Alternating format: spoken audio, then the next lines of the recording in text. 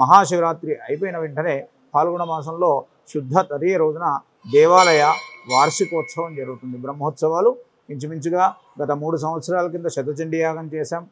మొన్నటి రోజున మహాగణపతి హోమాలు చేశాం. ఎంతో విశేషంగా దేవాలయ కమిటీ సభ్యులు, దేవాలయ భక్తులు ప్రతిదీ కూడా భక్తుల ద్వారా రావడం, వాళ్ళు సంకల్పించడం, వాళ్ళ సహకారంతో, వీళ్ళందరి సహకారంతో దేవాలయంలో స్వామివారి యొక్క కైంకర్యం ఎంతో విశేషంగా సంవత్సరం పొడవునా పాల్గొన మాసంలో వార్షికోత్సవంతో ఆ రోజు స్వామివారి ఈ ప్రాంతంలో ఎక్కడా కూడా వినాయకుడి కళ్యాణం జరగదు.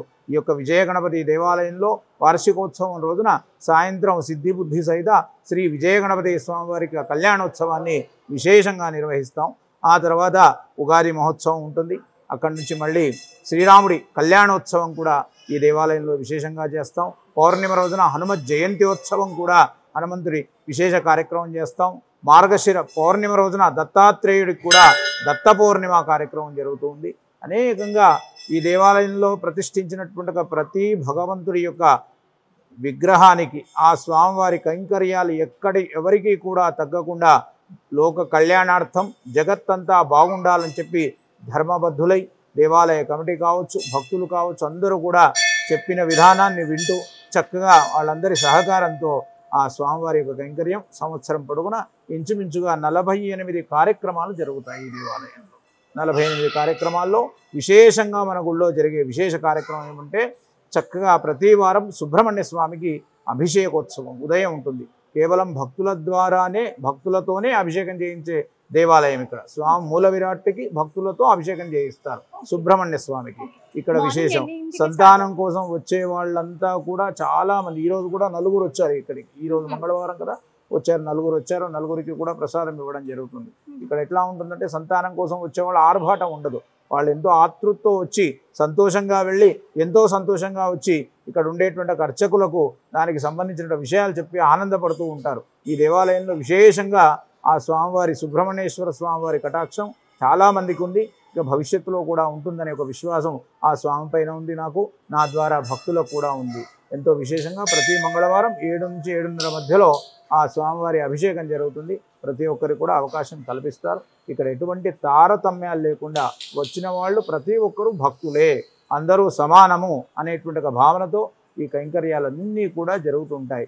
ముందుకుండి వ్యవహారం చేసేవాళ్ళు ఇంచుమించుగా ఒక 20-25 మంది కార్యకర్తలు సేవ చేయడానికి వస్తారు. ప్రతిరోజు కూడా ఏ కార్యక్రమం ఉన్నా ముందుకుండి వాళ్ళు నడిపిస్తూ ఉంటారు. దేవాలయ కమిటీ వాళ్ళు వ్యవహారం అంతా చూస్తూ చక్కగా దేవాలయాన్ని ధర్మబద్ధంగా గత 16-17 సంవత్సరాల నుంచి ఈ దేవాలయాన్ని నడిపిస్తూ ఉన్నారు. ఎంతో వైభవపేతంగా దినదిన ప్రవర్ధమానమవుతూ కేవలం ధర్మం పట్టుకొనే పాకులాడుతూ ఆ ధర్మమే నిలబడాలనే ఒక మంచి ఉద్దేశంతో దేవాలయ వ్యవస్థను నడిపిస్తూ ఈ ప్రాంతంలో ఉండే దేవాలయాల్లో విశేషమైన దేవాలయం ఏది అంటే చక్కగా మా స్వామివారి పేరే చెప్తారు. ఇక్కడ స్వార్థం చెప్పుకోవాల్సిందే.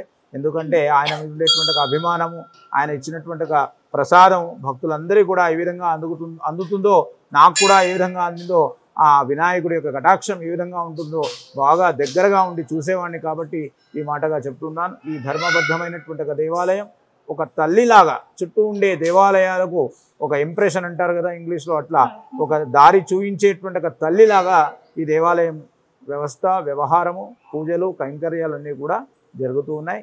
చక్కగా మన గుళ్ళో ఏ కార్యక్రమం కూడా వదిలిపెట్టకుండా ప్రతి సంకటహర చతుర్థి రోజున మాత్రం ఉదయం 21 కలశాలతో స్వామివారికి అభిషేకం చేస్తాం.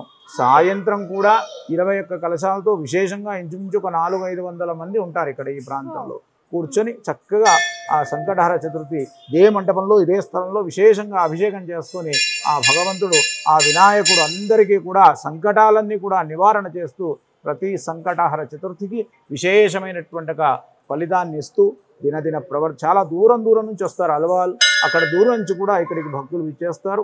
వేరే దేశంలో పోయిన వాళ్ళు కూడా ఇక్కడ ఈ స్వామిని మర్చిపోకుండా వచ్చినప్పుడు ఖచ్చితంగా దర్శనం చేసుకొని వెళతారండి. ఎందుకంటే భక్తులతో అనుసంధానం ఎక్కువగా నేను ఉంటాను కాబట్టి ఈ మాట చెప్పడం అనేది జరుగుతుంది.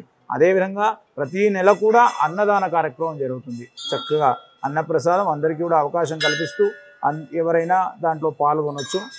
వాళ్ళ సంకల్పాలు నెరవేరిన వాళ్ళంతా అన్నదానం చేస్తూ ఉంటారు. ఏదేదో కార్యక్రమాలు వాళ్ళ సంతోషంతో ఆ స్వామివారి కైంకర్యాన్ని ధర్మబద్ధంగా చేయిస్తూ ఉంటాం. అంటే విశిష్టత అయిన రోజు ఆ స్వామి అన్నదానం జరిగేది ప్రత్యేకించి సంకటహర చతుర్థి రోజునే జరుగుతుంది. అది సాయంత్రమే జరుగుతుంది. ఓకే.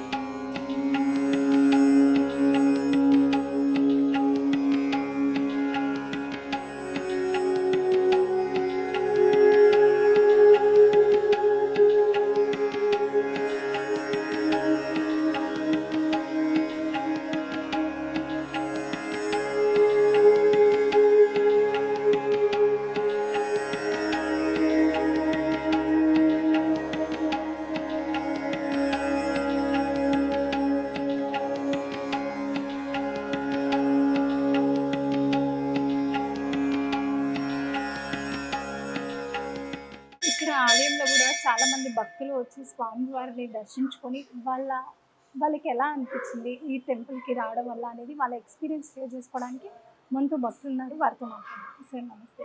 చెప్పండి సార్, మీరు ఎన్ని సంవత్సరాల నుంచి ఈ టెంపుల్కి వస్తున్నారు? ఇక్కడికి వచ్చిన దగ్గర నుంచి మీకు ఎలా అనిపించింది? మేము 5 years నుంచి కంటిన్యూస్గా సంకటహర చతుర్థికి వస్తాం ఇక్కడికి. ఇక్కడ జరిగినట్టు ఈ బండ్లగూడ జాగీర్ మున్సిపల్ కార్పొరేషన్లోనే అసలు సంకటహర చతుర్థి ఎక్కడ జరగదు. అంటే అట్లాంటిది ఒక వినాయకునికి ఒక విశేష దినం ఉంటుంది, ఆ రోజు విశేష పూజలు చేయాలని కూడా మాకు ఈ టెంపుల్కి వచ్చిన తర్వాతనే తెలిసింది యాక్చువల్గా. అంటే ప్రతి నెల ఉంటుంది ఒక విశేషమైన రోజు అని మాకు తెలియదు అసలు. అలా ఇక్కడికి వచ్చిన తర్వాత ఆ పూజలు చేసిన తర్వాత మాకు చాలా మనశ్శాంతిగా అనిపించింది. మా కోరికలు తీరినాయి.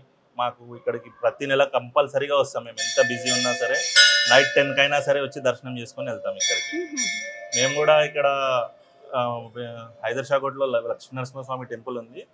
మేము ఆ గుడికి ప్రెసిడెంట్. అయినా కానీ మేము ఈ గుడికి రావడం ఎప్పుడు మానం. అసలు ఇక్కడ జరిగే సంకటహర చతుర్థి ఏదైతే ఉందో అసలు ఈ బండ్లగూడ జాగీర్ మున్సిపల్ కార్పొరేషన్లోనే ఎక్కడ జరగదు.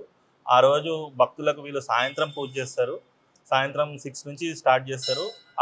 అలానే ఆ భక్తులందరికీ ఎవరికి ఇబ్బంది కలగకుండా ఆ రోజు నైట్ అన్నదానం కూడా చేస్తారు. అంటే నైట్కి మళ్ళీ వెళ్ళి వండుకొని తినడం ప్రజలకు ఇబ్బంది కాబట్టి ఆ జనాలకి వీళ్ళు అది కూడా వీళ్ళు కల్పిస్తారు. వాళ్ళు ఈ దేవాలయం కమిటీ వాళ్ళు కూడా చాలా బాగా పనిచేస్తారు. ఈ వినాయకుడిని మొక్కితే చాలా మాకు మనశ్శాంతి అనిపిస్తారు. శతాబ్ద కాలం నుండి విశేషంగా ఈ ప్రాంతంలో విజయ గణపతి దేవుడిగా ప్రసిద్ధి చెంది సర్వ విఘ్నాలకు సర్వ విజయాలకు కారణభూతుడైనటువంటి ఆ స్వామివారి కృపా కటాక్షాలతోని వేలాది భక్తులు, కమిటీ వారు, అర్చకులు విశేష పూజలతో అభిషేకాలతో విశేష దినాల్లో పర్వదినాల్లో భక్తులకు కార్యక్రమాన్ని అందిస్తున్నారు. విజయ గణపతి దేవుడు ఆది పూజ్యుడు కాబట్టి ఆయనకు పూజ చేసిన తర్వాతనే సకల దేవతలు సంతోషిస్తారు. కాబట్టి అన్ని రోజుల్లో విశేషంగా పర్వదినాల్లో సోమవారం, మంగళవారం, శుక్రవారం, బుధవారం ఇలా విశేష కార్యక్రమాలతోని సంకష్ట చతుర్థి అభిషేక విశేష పూజలతోని జరుగుతుంటుంది.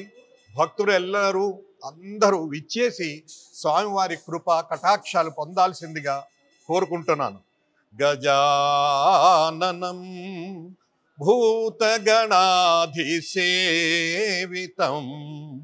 కపిత్థజంబు ఫలచారు భక్షణం ఉమాసుతం